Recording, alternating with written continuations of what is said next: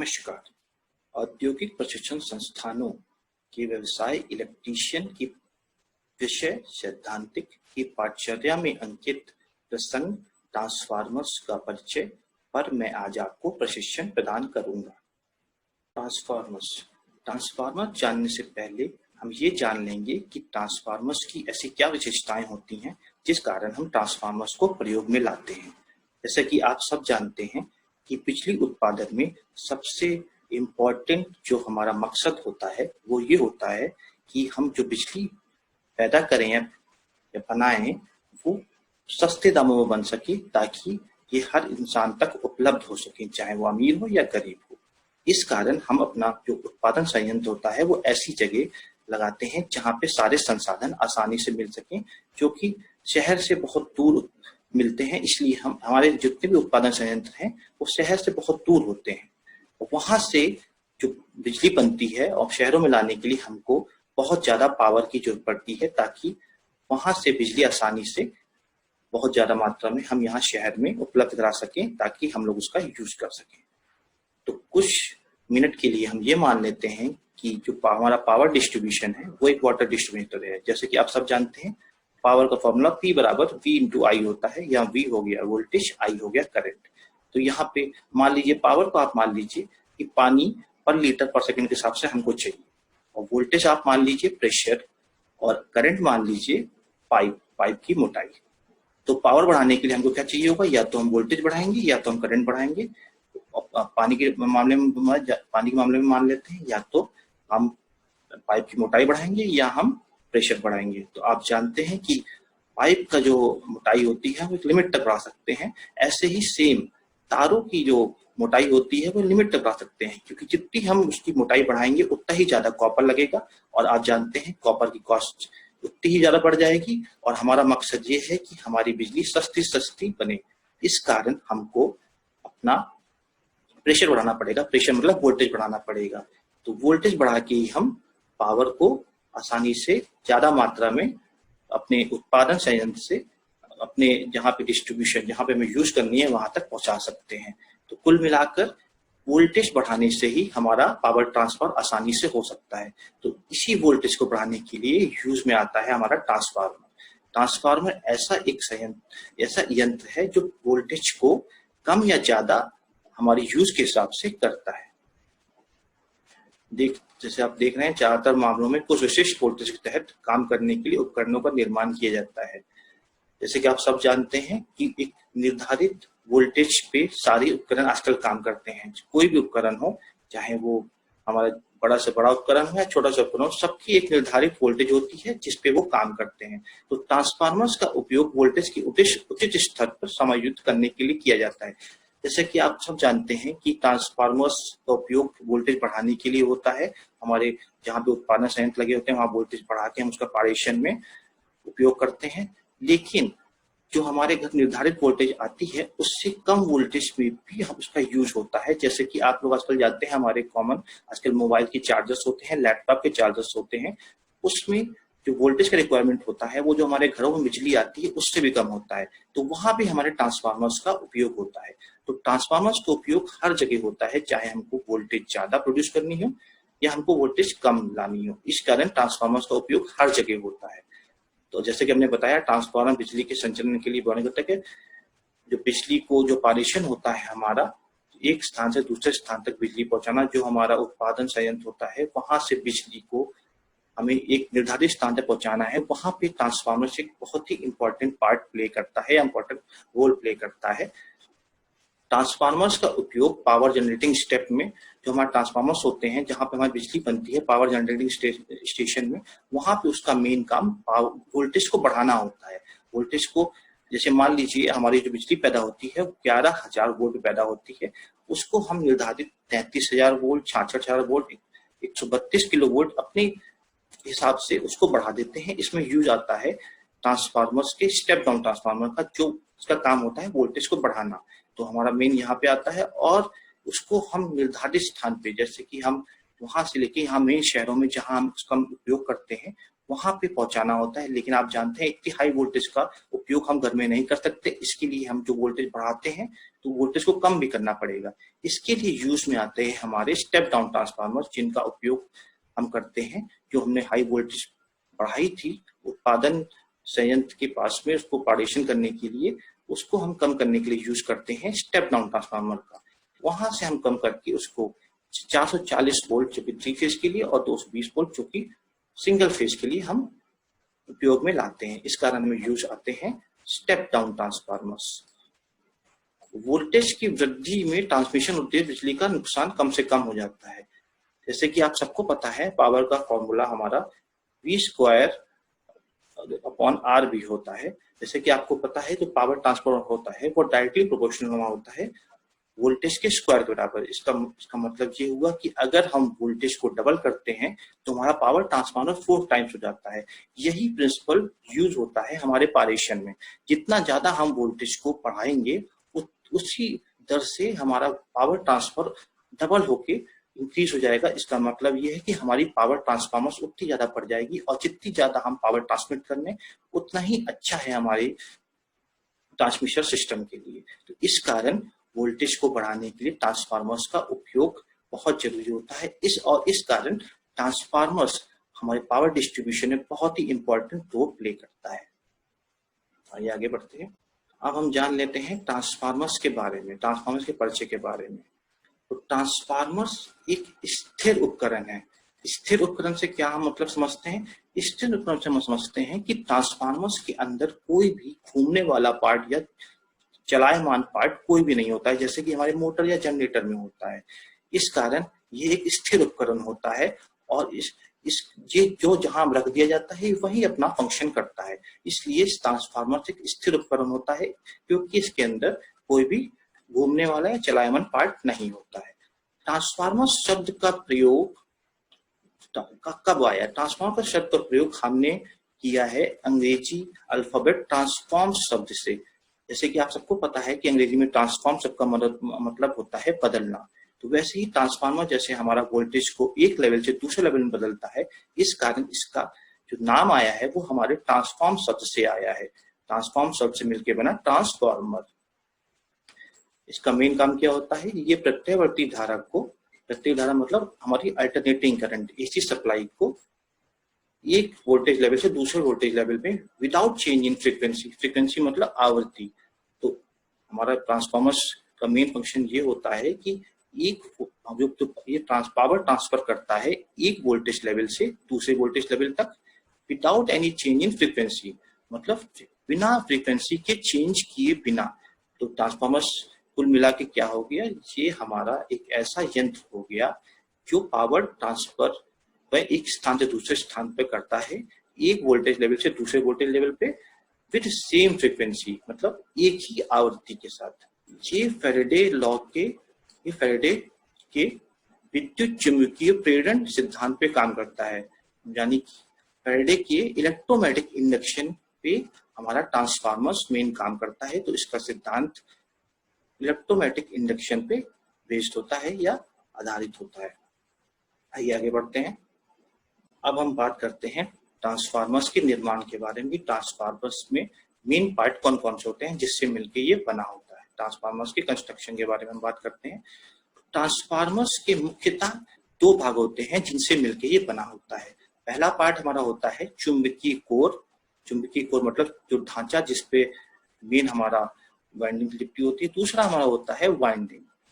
पहले बात कर लेते हैं हम चुंबकीय कोर के बारे में। जैसे कि आप देख रहे हैं चुंबकीय कोर के आगे चुंबकीय लगा हुआ है। चुंबकीय मतलब होता है फेरोमैग्नेटिक सब्सटेंस जो अपने अंदर से मैग्नेटिक लाइंस को पास कर सके या जिसकी परमेबिलिटी ज्यादा से ज्यादा हो।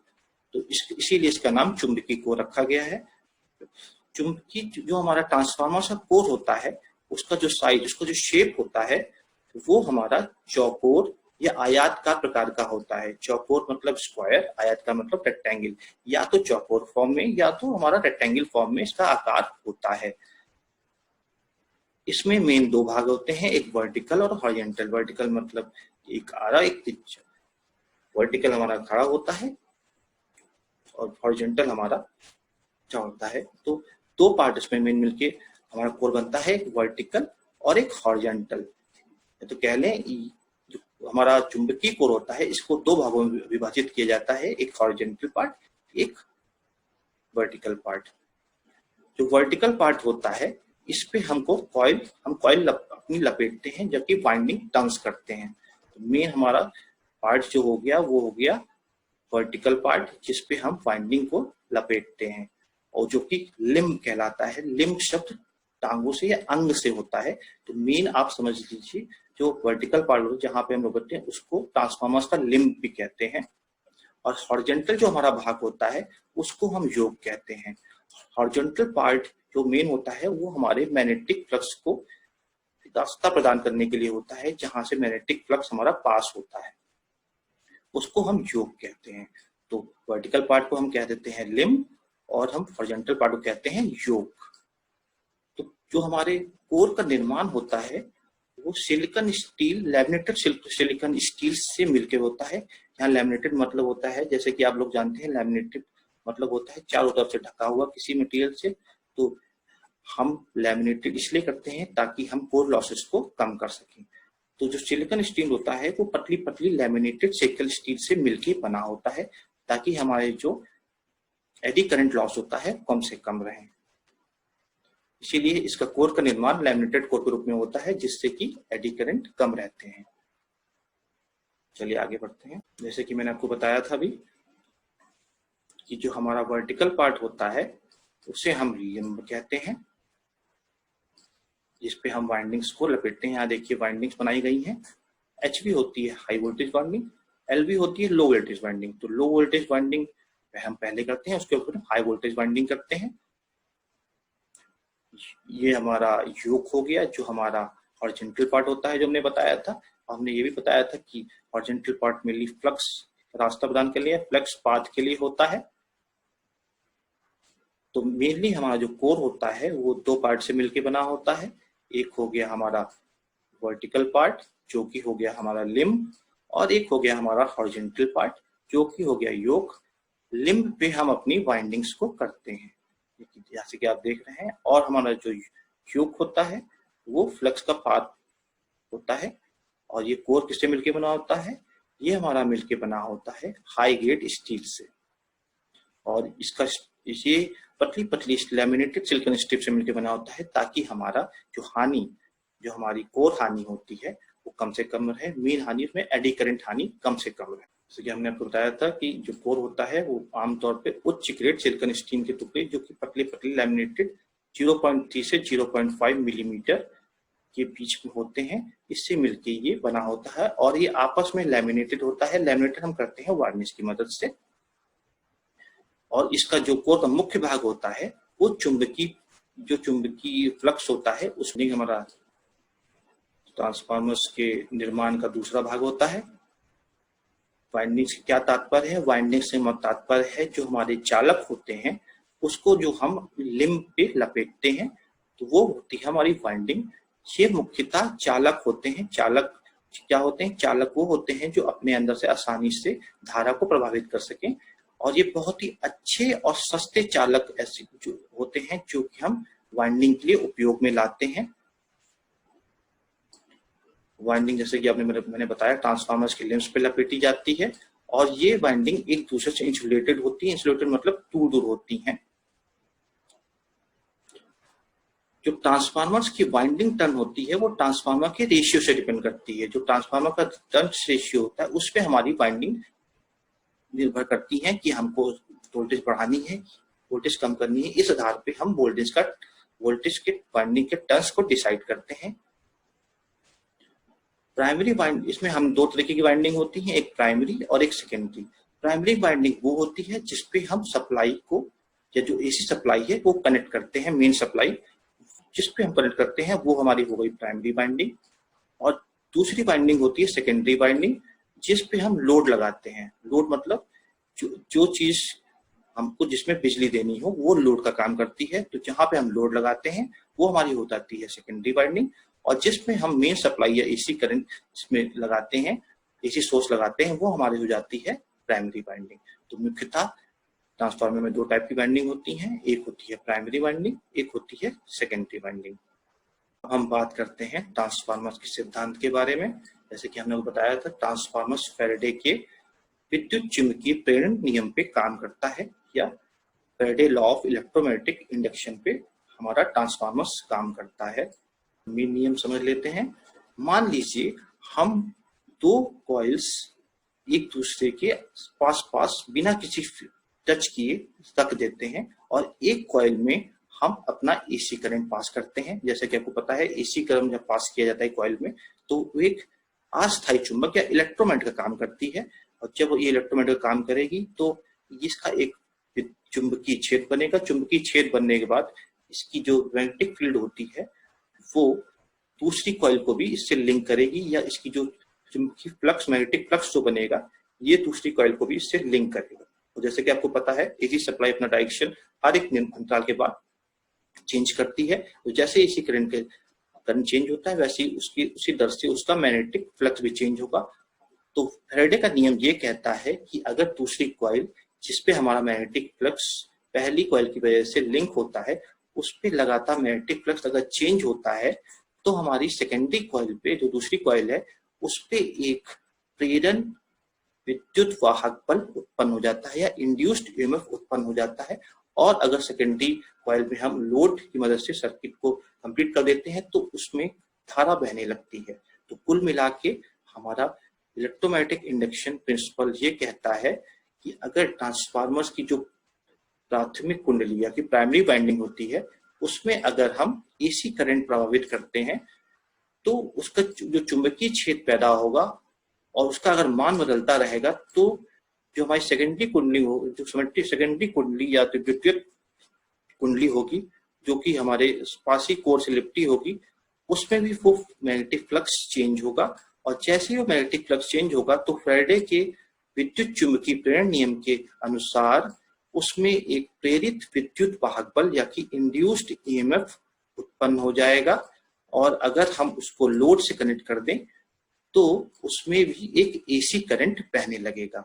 तो कुल मिला के हमारा ये फैराडे का विद्युत चुंबकीय नियम ये कहता है, और इसी आधार पर ट्रांसफार्मर्स काम करता है या वर्क करता है। जैसे कि मैंने बताया कि जो ईएमएफ होगा, और जो मैंने बताया जो ईएमएफ पैदा होगा सेकेंडरी कॉइल पे, जो कि फैराडे के विद्युत चुंबकीय प्रेरण वजह से होगा, वो किसके बराबर होगा? वो होगा rate of change of flux.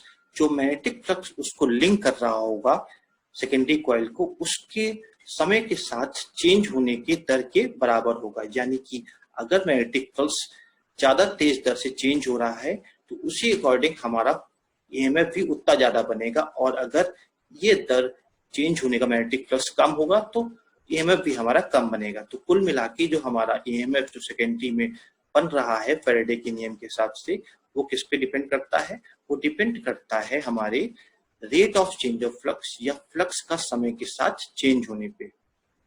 इसका फॉर्मूला होता है E बराबर माइनस NS dφ/dt।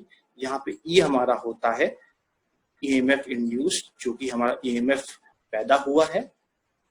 NS होता है हमारी नंबर ऑफ सेकेंडरी कॉइल्स, जो कि हमारी द्वितीयक कुंडली होती है, उस पे जो नंबर ऑफ वाइंडिंग्स होती है उसके वैल्यू के बराबर NS होता है। और dφ/dt होता है हमारा समय के साथ फ्लक्स का चेंज होना। यहाँ फाई फ्लक्स होता है, जो कि दोनों कुंडली से लिंक होता है या सेकेंडरी कुंडली से लिंक होता है, जो कि लगातार अंतराल पे चेंज होता है, और इसकी वजह से हमारा जो कि प्रेरक विद्युत वाहक बल उत्पन्न होता है। तो कुल मिला के हमारा E बराबर माइनस NS dφ/dt होता है, और इसी NS को या पाई को चेंज करने से हमारा ईएमएफ की दर कम या ज्यादा होती है, और इसी सिद्धांत पे हमारा ट्रांसफार्मर्स काम करता है। जैसे कि आप यहाँ देख रहे हैं, दो कुंडलियां हैं, दोनों पास पास रखी हुई हैं। एक में हमने एसी सोर्स लगा दिया, जैसे मैंने बताया, जिसपे एसी सोर्स लगेगा वो होता है हमारी प्राइमरी वाइंडिंग। तो ये हमारी हो गई प्राइमरी वाइंडिंग। और जिसपे लोड लगा होता है, यहाँ हमारा गैल्वेनोमीटर लोड है, वो हमारी हो जाती है सेकेंडरी वाइंडिंग। जैसे कि आप देख रहे हैं, ये लाइंस जो होती है मैग्नेटिक फ्लक्स लाइंस, जैसे ही हमारा ये जो हमारा एसी सोर्स है, इसकी करंट की दर चेंज होगी, उसी दर से ये फ्लक्स भी चेंज होगा, और जैसे कि आप देख रहे हैं ये फ्लक्स जो है इससे हमारे सेकेंडरी कॉइल को लिंक कर रहा है। जैसे ही ये यहाँ पे फ्लक्स चेंज होगा वही फ्लक्स में हमारा सेकेंडरी में चेंज होगा। और जैसे कि आप जानते हैं मैग्नेटिक फ्लक्स अगर चेंज होगा तो फैराडे के नियम के हिसाब से हमारी जो सेकेंडरी कॉइल है उस पे एक इंड्यूस्ड ईएमएफ आ जाएगा, और जैसे कि आपको पता है ये लोड कनेक्ट है तो इस पे एक एसी करंट बहने लगेगा। और ये जो एसी इंड्यूस्ड ईएमएफ है ये किसके बराबर होगा, ये हमारी इस मैग्नेटिक फ्लक्स के समय के साथ की चेंज होने वाली दर के बराबर होगा या d∅dt के बराबर होगा। चलिए आगे बढ़ते हैं। हम बात कर लेते हैं ईएमएफ इक्वेशन के बारे में। ईएमएफ इक्वेशन क्या होती है, यहाँ इस ईएमएफ का हम बात कर रहे हैं इंड्यूस्ड ईएमएफ से जो कि हमने फैराडे के नियम से प्रोड्यूस की या बनाई। तो इस ईएमएफ इक्वेशन का तात्पर्य ये है कि हम इस इक्वेशन की मदद से ईएमएफ की एग्जैक्ट वैल्यू की ईएमएफ की सही वैल्यू जो कि प्रोड्यूस हो रही है फैराडे के नियम से वो हम जान सकते हैं। जैसे कि मैंने बताया था कि ईएमएफ बराबर होता है turns into rate of change of, जो हमने आपको बताया था ई बराबर ns d∅dt। ns यहाँ हो गया नंबर ऑफ टर्न्स और d∅dt यहाँ हो गया rate of change of flux, जो हमारा फ्लक्स के चेंज होने की दर है। जैसे कि आपको पता है कि हमने प्राइमरी वाइंडिंग में एसी सप्लाई दी, तो एसी सप्लाई जब हमने दी तो उसकी मदद से मैग्नेटिक फ्लक्स प्रोड्यूस हुआ। तो जो मैग्नेटिक फ्लक्स प्रोड्यूस होगा वो भी हमारे एसी प्रोड्यूस होगा या कि साइन वेव प्रोड्यूस होगा। तो इसीलिए फाई की value φm sin omega T हो गई। जैसे कि हमने बताया था E बराबर माइनस ns d∅dt होता है फैराडे के नियम के हिसाब से। तो अगर हम इस फाई की वैल्यू यहाँ पे रखते हैं तो डिफरेंशिएशन की मदद से हम इसकी वैल्यू निकाल लेंगे जो कि आएगी φm max cos omega T, जो कि हमारी यहाँ पे हमने इसकी वैल्यू रख दी। और डिफरेंशिएशन की मदद से जो साइन हो गया वो कॉस में कन्वर्ट हो गया और फाई आगे आ गया, तो हमारी कुल मिला के ई मैक्सिमम बन जाएगी n फाई ओमेगा मैक्स। और आप तो जानते हैं कि आरएमएस वैल्यू निकालने के लिए हम मैक्स वैल्यू को, जो मैक्सिमम वैल्यू होती है उसको रूट 2 से हम डिवाइड कर देते हैं तो हमारी आरएमएस वैल्यू आ जाती है। तो यहाँ पे हमने मैक्सिमम वैल्यू को आरएमएस वैल्यू में डिनोट किया, क्योंकि आपको जानते हैं कि एसी सप्लाई की सारी जो हम वैल्यू निकालते हैं वो आरएमएस में निकालते हैं, यानी कि रूट मीन स्क्वायर में निकालते हैं। इसीलिए यहाँ पे हमने ये आरएमएस वैल्यू निकाली जो कि होती है मैक्सिमम वैल्यू और अपॉन रूट 2, जो कि तो हमने रूट 2 से डिवाइड कर दिया। तो n phi by root 2 into phi max आ गया।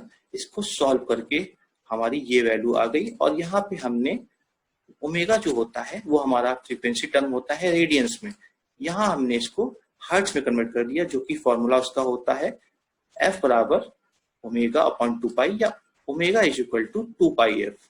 तो यहाँ हमने ओमेगा की वैल्यू 2 पाई f रख दी। इसकी मदद से हमने इसको कैलकुलेट किया और हमारी आरएमएस की वैल्यू जो आई है वो आई है 4.44 FN फाई मैक्स। यही हमारी ईएमएफ इक्वेशन होती है। इसकी मदद से हम proper frequency, number of turns और फ्लक्स की वैल्यू रख के हम उस समय ट्रांसफार्मर्स की सेकेंडरी में कितना इंड्यूस्ड ईएमएफ प्रोड्यूस हो रहा है वो हम इस ईएमएफ इक्वेशन की मदद से हम निकाल सकते हैं। यहाँ पे F फ्रीक्वेंसी हो गया, हमने बताया, N हो गया number of coils secondary winding जिसकी हम निकाल रहे हैं, फाई हमारी फ्लक्स की वैल्यू हो गई, जबकि जैसा कि आप जानते हैं फ्लक्स की जो SI यूनिट होती है वो वेबर्स होती है, तो फाई की यूनिट वेबर्स में आ जाती है। तो इस फॉर्मूले की मदद से हम इंड्यूस्ड ईएमएफ की वैल्यू निकाल सकते हैं और ये कहलाती है हमारी ईएमएफ इक्वेशन। अब हम बात कर लेते हैं टर्न्स रेशियो की। टर्न्स रेशियो क्या होता है, जैसे कि टर्न्स रेशियो जो आप जान रहे हैं, यहाँ पे टर्न्स का रेशियो होता है।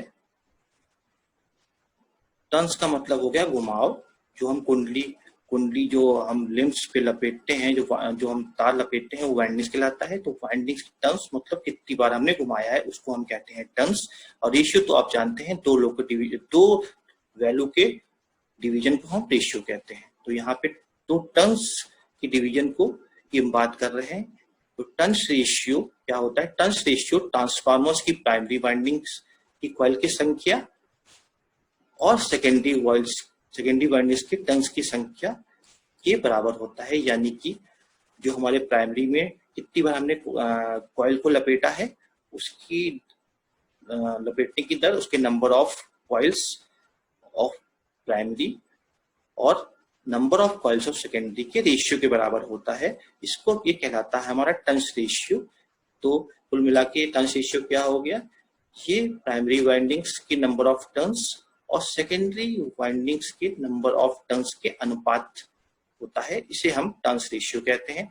टर्न्स रेशियो हमारा ट्रांसफार्मर्स के कार्य का विवरण प्रदान करता है कि हमारा ट्रांसफार्मर्स कैसा कार्य कर रहा है। कैसा कार्य से हमारा तात्पर्य ये है कि ये स्टेप डाउन या स्टेप अप उसमें कौन सा कार्य कर रहा है। जैसे कि मैंने आपको अभी बताया था कुछ देर पहले कि स्टेप अप ट्रांसफार्मर्स होता है जो वोल्टेज हमारी बढ़ाता है और स्टेप डाउन ट्रांसफार्मर होता है जो हमारी वोल्टेज घटाता है। स्टेप अप ट्रांसफार्मर जैसे कि आप जानते हैं उत्पादन क्षेत्र में उत्पादन संयंत्र के पास यूज होता है हमारी वोल्टेज बढ़ाने के लिए, और स्टेप डाउन ट्रांसफार्मर हमारा यूज होता है हमारे डिस्ट्रीब्यूशन के लिए, जहाँ की हम बिजली वोल्टेज की वैल्यू कम करके घरों में उपयोग लाते हैं। तो यहाँ पे कैसे कार्य करता है देख लेते हैं। जो हमारा A हो गया वो हमारा N1/N2 हो गया। N1 यहाँ है नंबर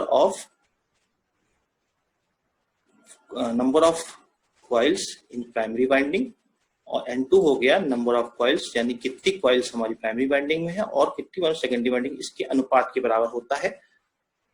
V1 और V2 यहाँ कैसे आया, जैसे कि आप जानते हैं कि मैंने आपको बताया था कि ट्रांसफार्मर्स क्या होता है। ट्रांसफार्मर्स ऐसा यंत्र है जो पावर ट्रांसफर करता है एक वोल्टेज लेवल से दूसरे वोल्टेज लेवल पे विदाउट चेंजिंग फ्रीक्वेंसी। तो यहाँ पे पावर ट्रांसफर हमारा बराबर रहेगा। जैसे कि आप जानते हैं P बराबर हमारा होता है V इंटू I। तो अगर हमारा प्राइमरी और सेकेंडरी में पावर ट्रांसफर सेम है तो पावर का फॉर्मूला V1 इंटू I1 बराबर V2 इंटू I2। यहाँ V1 I1 हमारी प्राइमरी की पावर हो गई और V2 I2 में सेकेंडरी पावर हो गई, और अगर दोनों को हम इक्वेट कर देंगे तो हमारी ये इक्वेशन आ जाएगी और ये इक्वेशन भी हमारी टर्न्स रेशियो कहलाती है। तो यहाँ पे जितने भी नंबर ऑफ टर्न्स होंगे वो हमारे बताएंगे कि ये स्टेप डाउन है कि स्टेप अप है। अगर A की वैल्यू हमारी 1 से ज्यादा होती है तो इसका मतलब है कि N1 के टर्न्स ज्यादा है, यानी number of turns in primary coil ज्यादा है और N2 के कम है। इसका मतलब ये होता है कि हमारे प्राइमरी साइड में नंबर ऑफ टर्न्स ज्यादा है, सेकेंडरी में कम है, तो ये हमारी स्टेप डाउन ट्रांसफार्मर काम करेगा। और अगर A की वैल्यू कम होगी इसका ये मतलब होगा कि हमारी N1 की वैल्यू कम है और N2 की वैल्यू ज्यादा है, यानी कि हमारी प्राइमरी में टर्न्स कम है और सेकेंडरी में ज्यादा है। तो ये हमारा स्टेप अप का काम करेगा। जिस तरफ टर्न्स ज्यादा होंगे उस तरफ वोल्टेज ज्यादा होगी और जिस तरफ टर्न्स कम होंगे उस तरफ वोल्टेज कम होगी। तो टर्न्स रेशियो मेनली हमारा ट्रांसफार्मर्स का कार्य का विवरण बताने के लिए यूज होता है। जैसे कि हमने जो प्रशिक्षण आपको प्रदान किया उसमें हमने क्या क्या सीखा। उसमें सबसे पहले सीखा कि ट्रांसफार्मर्स क्या होता है और ट्रांसफार्मर की क्या विशेषता होती है जिस कारण हम ट्रांसफार्मर्स को प्रयोग में लाते हैं। हमने जाना कि ट्रांसफार्मर्स कहाँ कहाँ मेनली यूज होता है। ये मेनली पारेषण में यूज होता है, यानी बिजली को एक स्थान से दूसरे स्थान को ट्रांसफर करने के लिए बहुत इंपॉर्टेंट रोल प्ले करता है। दूसरा हमने जाना कि ट्रांसफार्मर्स के निर्माण के बारे में कि ट्रांसफार्मर्स किस किस से मिलकर बना होता है। जैसे हमने जाना कि एक कोर और वाइंडिंग से मुख्य तौर पर मिलकर बना होता है। फिर हमने जाना कि ट्रांसफार्मर किस सिद्धांत पे काम करता है। हमने जाना कि ट्रांसफार्मर्स फैराडे के विद्युत चुम्बकीय प्रेरण के नियम पे काम करता है, यानी कि फैराडे के इलेक्ट्रोमैग्नेटिक इंडक्शन के प्रिंसिपल पे काम करता है। फिर हमने जाना टर्न्स रेशियो के बारे में, टर्न्स रेशियो क्या क्या होते हैं, इसका क्या उपयोग होता है। हमने जाना ईएमएफ इक्वेशन के बारे में, ईएमएफ इक्वेशन की मदद से हम कैसे इंड्यूस्ड ईएमएफ को निकाल सकते हैं। तो इन संदर्भों का प्रयोग मैंने इस प्रशिक्षण के लिए किया है। पहले नंबर पे मैंने wikipedia.org की मदद ली। जो जितनी भी हमने फोटो यहाँ पे लगाई हैं ये हमने google.com से ली है। इलेक्ट्रिकल इंजीनियरिंग info.com इसकी मदद ली।